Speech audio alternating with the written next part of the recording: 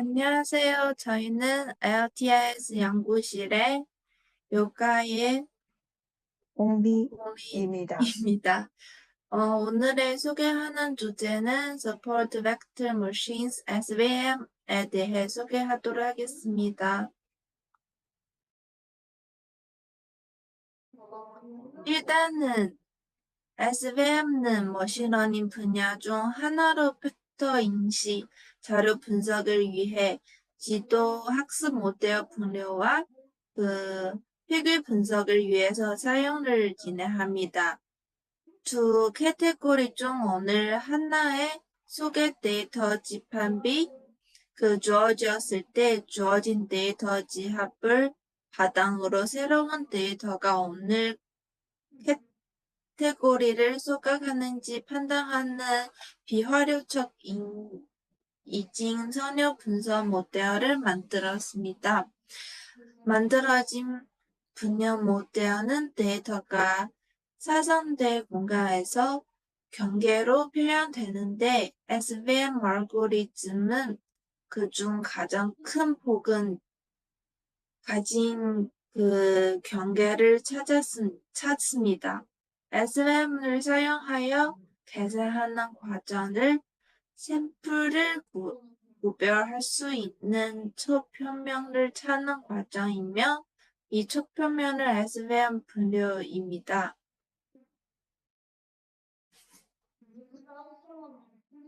그림을 보시면 SVM의 디시전 룰은 가중치 벡터 W와 직결하면서 마진이 최대화가는 선형을 찾습니다. 서포트 벡터는 두 가지 카테고리를 각각 해당되는 데이터 세트 등을 최외과에 있는 세포들을 서포트 벡터라는 부릅니다. 실제 초표명을 결정할 때 서포트 벡터만 작용하고 다른 데이터 포인트는 작용하지 않습니다.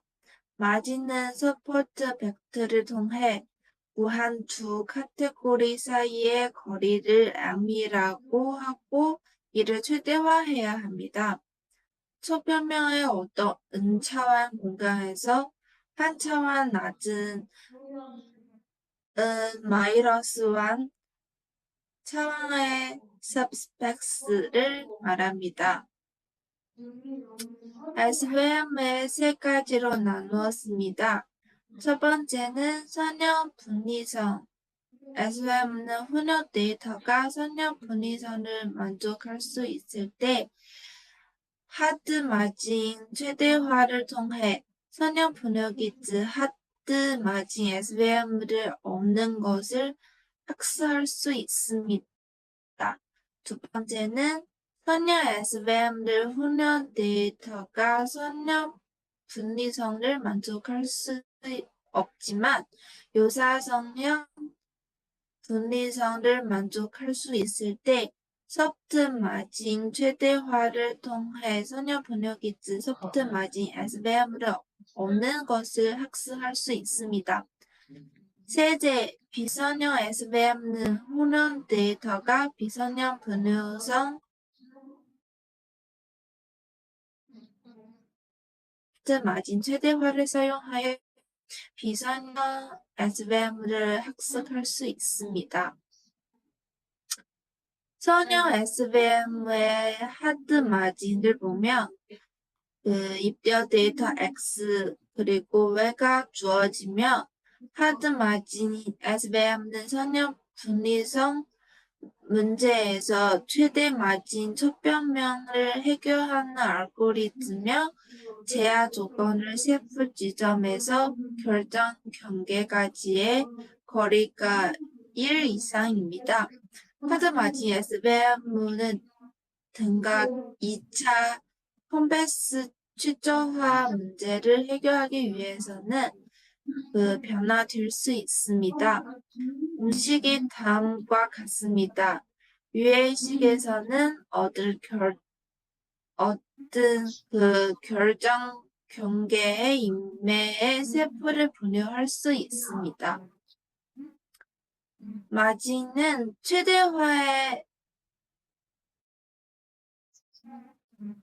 키를 최대화하는 것을 목표로 평행하는 두 직선의 거리를 구현하는 공식이 오차왕으로 응용합니다. 따라서 마진 최대화 공식 다음과 같습니다. 상대 문제는 라그랑주 상수법은 사용하여 라그랑주 함수를 구성한 다음에는 상대 문제를 해결하여 원래 문제를 대해 최적적인 솔루션을 얻습니다. 상대 문제의 장점은 상대 문제는 더 쉽게 해결할 수 있고 건어 함수를 보다 자연스럽게 도입하여 비선형 문제로 일반화할 수 있습니다. 상대 문제를 보면 먼저 라그랑주 함수를 구축하기 위해서는 라그랑주 함수법의 도입이 필요합니다. 다음에는 주어진 W와 B에 대해 마진 최대화의 제약을 만족하지 않으며 식을 다음과 같고 마진 최대화의 제약을 만족하며 식이 다음과 같습니다. 따라서 최저화 문제의 다음도 여기서 식을 여기서 표현되었습니다. 상대편은 여기서 식을 보시면 되고요.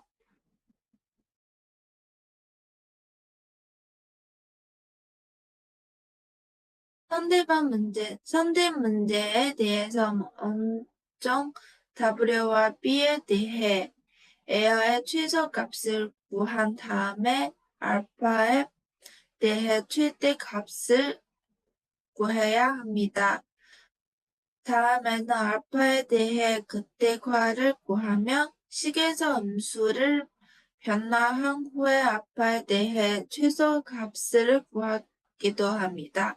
그리고 제한 조건을 만족하면 되고요.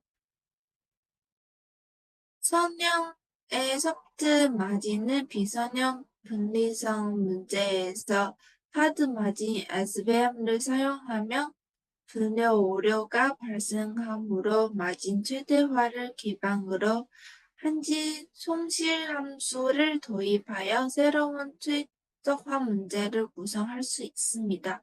따라서 소프트 마진 SVM의 최적화 문제는 다음과 같이 표현되었습니다. 여유 변수를 도입한 후에 최적화 문제를 다음과 같습니다. 다음에는 라그랑주 상수법을 사용하여 라그랑주 함수를 구성한 상대 문제가 다음과 같습니다. 여기서 있는 제하시를 보시면 아마 이해가 되실 것 같습니다. 비선형 SVM은 비선형 함수를 사용하여 입력 데이터를 고차원 공간에 매핑한 후 선형 SVM을 적용하여 비선형 SVM을 얻을 수 있습니다. 마찬가지로 비선형 SVM을 최적화 문제를 상대 문제가 다음 제하식을 같습니다. 오늘 방법을 저차원 공간에 비선형 분리성 문제를 고차원 공간에 선형 분리성 문제를 변화하는 방법이 있습니다.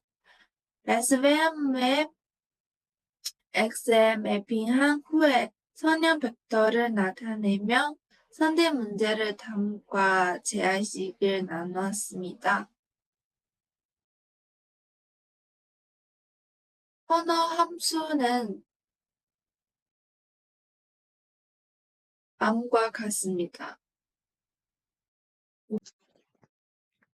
그러면 지금은 커널 함수에 대해 다시 한번 소개하자면 K는 커널 함수 있고 여기서 매칭 함수 있고 이것은 넥저 그 이너 프로덕트입니다.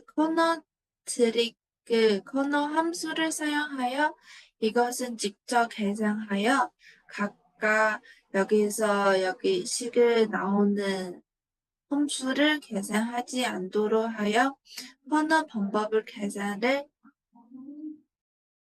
가소화하는 기술입니다. 따라서 SVM의 커너 트릭을 적용하며 공식은 아래와 같습니다. 커너 함수의 선택은 SVM에 가장 큰 영향을 미칠 수 있습니다. 자주 사용하는 커너 함수과 다음과 같고 그리고 여기에 보시면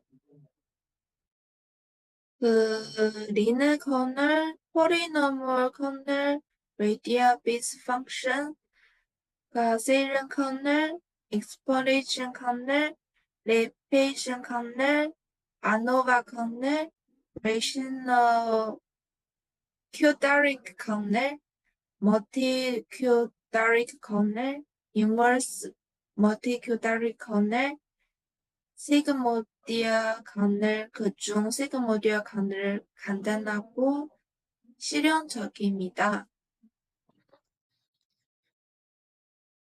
SVM의 장점을 보시면 첫 번째 장점은 고차원 문제를 해결할 수 있습니다. 두 번째는 작은 샘플의 경우 머신러닝 문제를 해결을 합니다. 세 번째는 비선형적 특징의 상호작용을 다룰 수 있습니다. 네 번째는 신경망과 같은 알고리즘에 비해서는 부수 근속치 문제가 없습니다. 다섯 번째는 일반화 능력이 강합니다. 그리고 SVM 장점뿐만 아니라 단점도 여기서 제시되고요. 첫 번째 단점은 샘플이 많은 경우 효용성이 높지 않습니다. 그리고 두 번째 단점은 비선형 문제에 대해서는 일반적인 솔루션이 없을 때 적절한 커너 함수를 찾기가 어렵습니다. 세 번째는 커너 함수의 고차원 매핑에 대해서는 설명력을 약합니다. 네 번째는 일반 SVM은 이 분류만 지원합니다. 다섯 번째는 누락된 데이터에 민감을 합니다.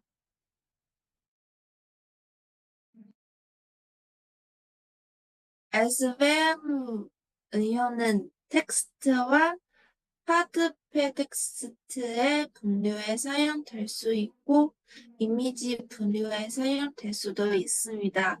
그리고 필기체 글자 인식에 사용될 수 있고 의학계 단백질 분류 등 변명에도 사용될 수 있습니다.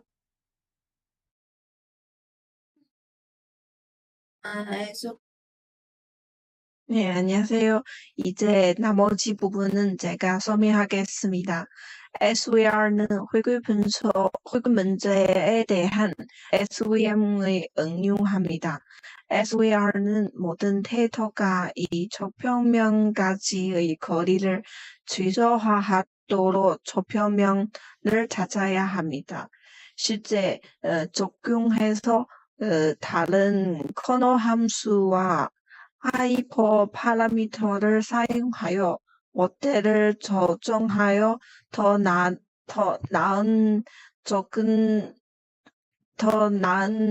조합 효과를 얻을 수 있습니다.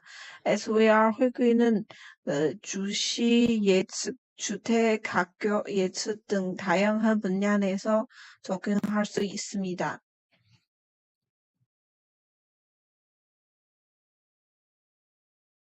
SVR는 그림과 같이 점성 내 영역의 데이터 포인트의 차를 용도로 정의하고 점성 용요 외부의 데이터 포인트 내에서 점성의 경계까지의 거리를 잔차로 정의합니다. 성형 모델과 유사하게 SVR가 이러한 잔차가 취소가 되기를 희망합니다. 따라서 SVR은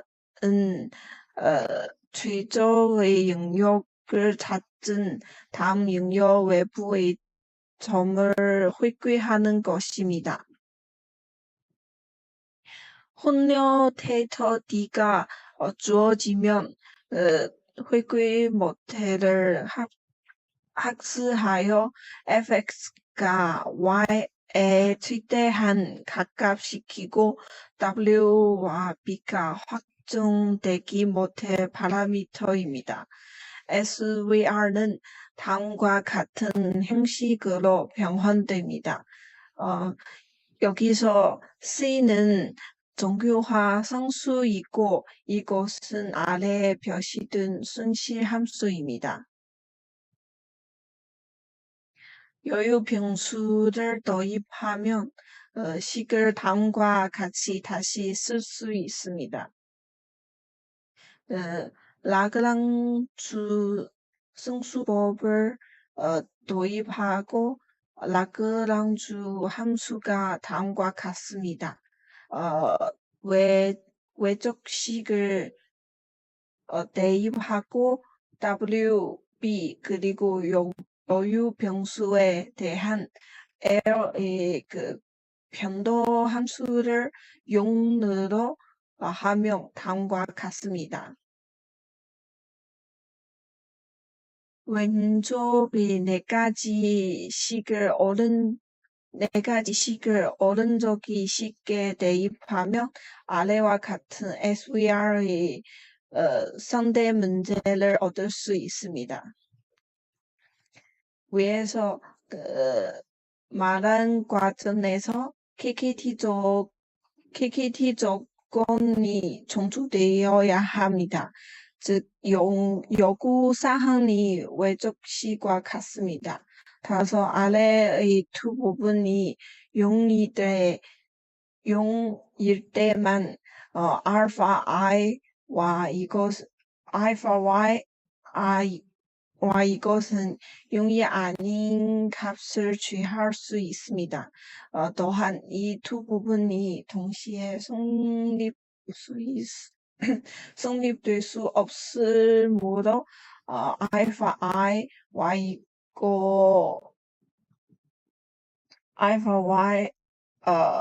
이거 중에 적어도 하나는 0입니다. 따라서 아래의 외적식을 대입하면 SVR의 솔루션의 형식이 아래의 오른쪽 식과 같습니다. 또한 이것은 0이 아닌 것을 종주하는 샘플은 SVR의 스포터 벡터입니다. KKT 조건을 통해 가 샘플 XIYI에 대해 외적이 두 가지 조건이 종주되었을 알 수 있습니다. 따라서 알파 i를 얻을 후에 알파 i가 0보다 크고 c보다 작은 경우 영유 변수가 0을 종주하여 오른쪽 식을 얻습니다. 위의 식을 해결하여 알파 i를 얻은 후 이론적으로 알파 i가 0보다 크고 c보다 작은 것을 종주하는 모든 샘플은 위의 식을 통해 b를 얻을 수 있습니다. 그러나 실제로는 조건 알파 i가 0보다 크고 c보다 작은 것을 종주하는 여러 샘플 또는 모든 샘플을 선택하여 b를 구한 후에 평균 값을 계산하는 경우가 많습니다. 아래의 외적 공식의 형식을 고려한다면 W는 오른쪽 공식의 형식이 될 것입니다. 따라서 위의 오른쪽 식을 왼쪽의 식에 대입하면 SVR의 형식이 다음과 같습니다. 또한 코너 함수가 다음과 같습니다. LDA는 그 지도 합수의 자원 축소 기술이며, 즉, 데이터 세트의 샘플은 클래스로 수출됩니다. LDA는 훈련 샘플 세트를 제공하고 샘플을 일직선 내에 투영하여 요사한 클래스의 샘플의 투영 지점이 최대한 가깝시키고 다른 클래스의 샘플의 투영 지점의 중심이 최대한 멀리 떨어지도록 합니다. 즉, 투영 후에 그 클래스 내에 그 분산이 가장 작고 클래스 간의 분산이 가장 큽니다. 그림과 같이 데이터는 그 2차원이며 이러한 데이터를 1차원 직선 내에 투영하여 각서 클래스의 투영 지점이 최대한 가깝고 두 클래스의 데이터 센터 사이의 거리가 최대한 멀리 떨어지도록 합니다. 데이터 X는 벡터 W의 투영은 다음 공식으로 계산할 수 있습니다. X가 2차원일 때 그 투영을 위한 직선을 찾은 다음 데이터 점을 가장 잘 분리할 수 있는 직선을 찾아야 합니다.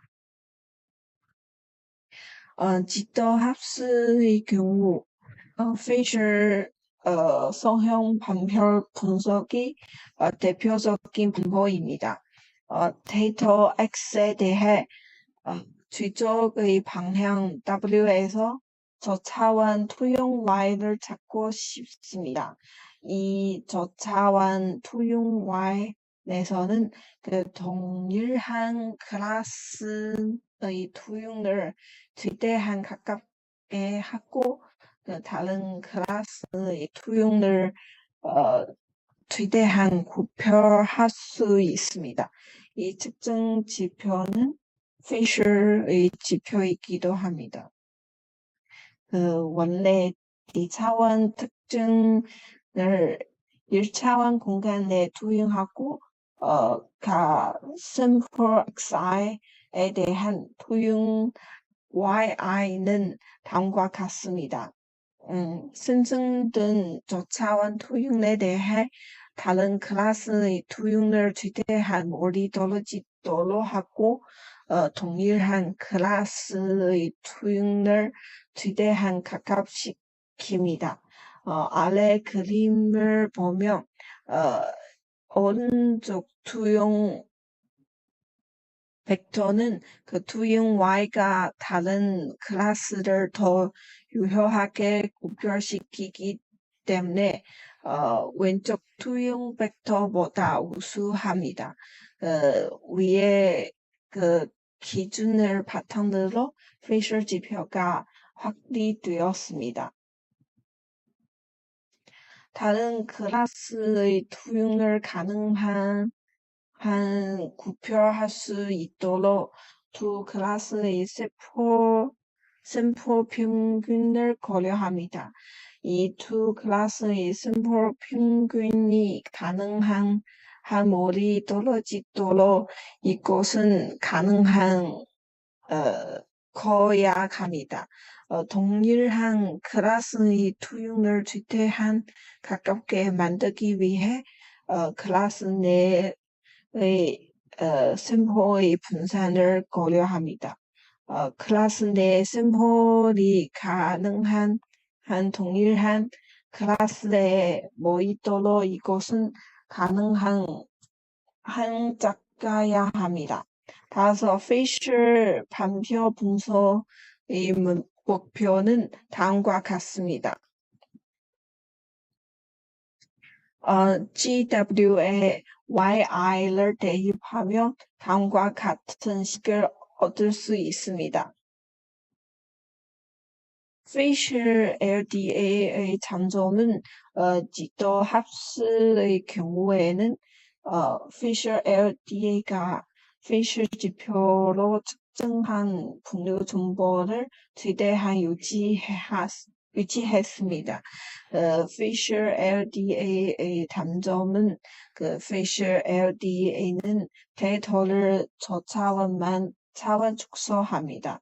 또한 저차원 내도 많은 정보를 손실하고 정확도가 떨어질 수 있습니다.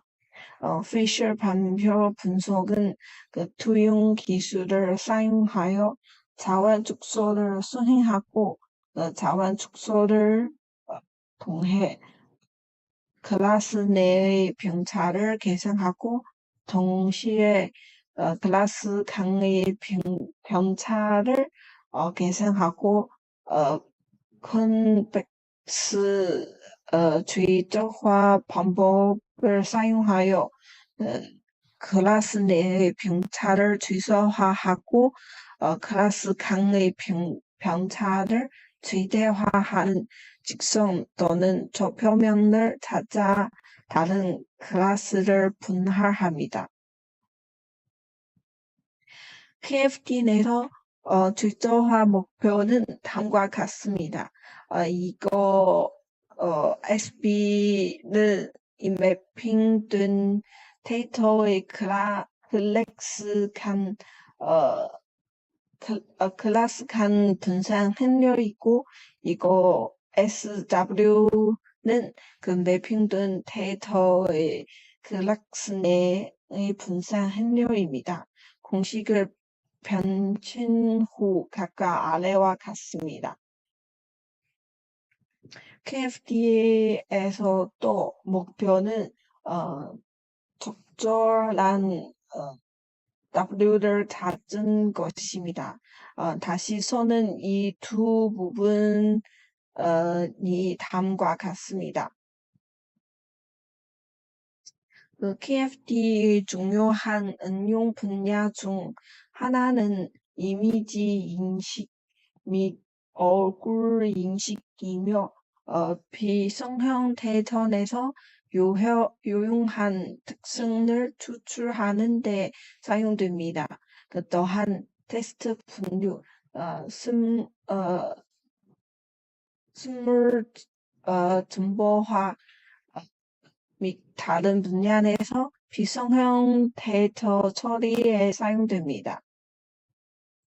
주성분 분석은 데이터의 성형 자원 축소에 직합니다. 커널 주성분 분석은 비성형 분리성 데이터 세트를 처리할 때 사용되는 데이터의 비성형 자원 축소를 시행할 수 있는 방법입니다.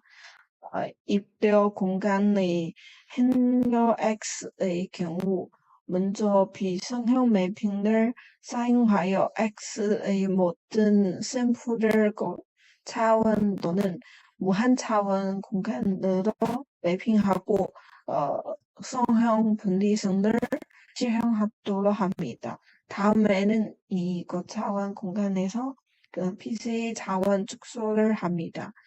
커널 PC의 목적은 성형 관계의 변화만을 고려하는 PC의 한계성을 극복하는 것입니다.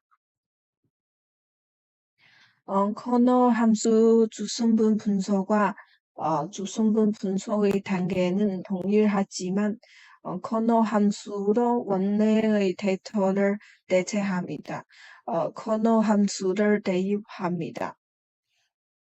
이렇게 대유할 수 있습니다. U는 이 행렬 K의 특징 벡터이고 람다는 행렬 K의 특징 값입니다. 이거 때문에 그 동회화 특징 벡터가 다음과 같습니다. 위에 x의 투영이 다음과 같습니다. 커너 PC의 주요 단계는 첫 번째 커너 함수 성태입니다. 먼저 그 저절한 커너 함수를 성태하여 데이터를 거차원 특성 공간으로 매핑합니다. 주로 사용되는 커너 함수의 성형 커너, 다행시 커너, 가우시안 커너 등이 있습니다. 두 번째는 데이터 매핑입니다. 선택한 커너 함수를 사용하여 데이터를 거창한 특성 공간으로 매핑합니다. 세 번째는 거차원 주성분 분석입니다. 거차원 특성 공간에서 주성분 분석을 수행하여 데이터의 주성분을 찾습니다. 네 번째는 차원 축소입니다. 주성분을 선택하여 데이터의 차원을 줄입니다. 커너 PC는 비성형 데이터의 특성을 고려하여 주성분을 추출하는 데 사용되며 주로 펜터 인식, 이미지 처리, 생물 정보화 및 다양한 데이터 분석 작업에 적용될 수 있습니다. 네, 이상입니다. 감사합니다.